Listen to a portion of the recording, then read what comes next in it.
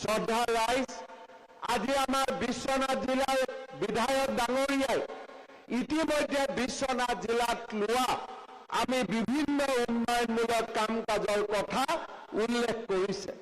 বিশ্বনাথত আজি মেডিকেল কলেজৰ নিৰ্মাণৰ কাম তীব্ৰ গতিত আৰম্ভ হৈছে।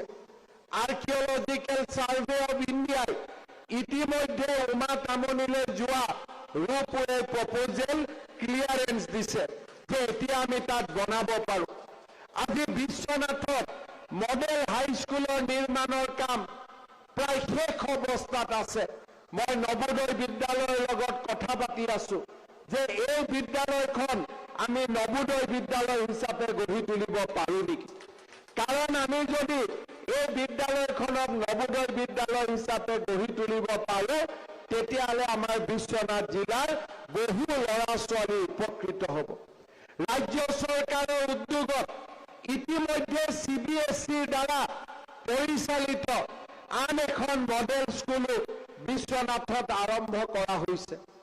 আজি চাওঁতে বিশ্বনাথ জিলাৰ জীৱনলৈ বহুতো পৰিৱৰ্তন আহিছে যোৱা 5টা বছৰৰ ভিতৰত।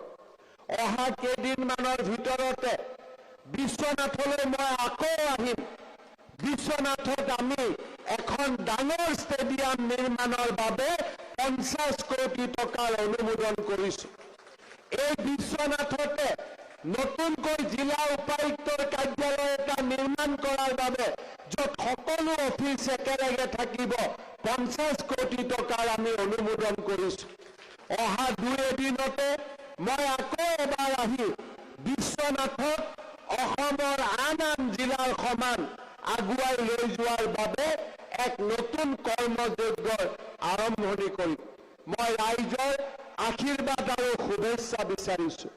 ৰাইজে আশীৰ্বাদ কৰিব আমি যাতে এই ঐতিহ্যমণ্ডিত বিশ্বনাথক অকল মাত্ৰ পৰ্যটনথলীয়ে নহয় সমগ্ৰ উন্নয়নৰ আৰ্থ সামাজিক উন্নয়নৰ এক মহৎ মহীয়ান কেন্দ্ৰ হিচাপে নিৰ্মাণ কৰি তুলিব পাৰোঁ।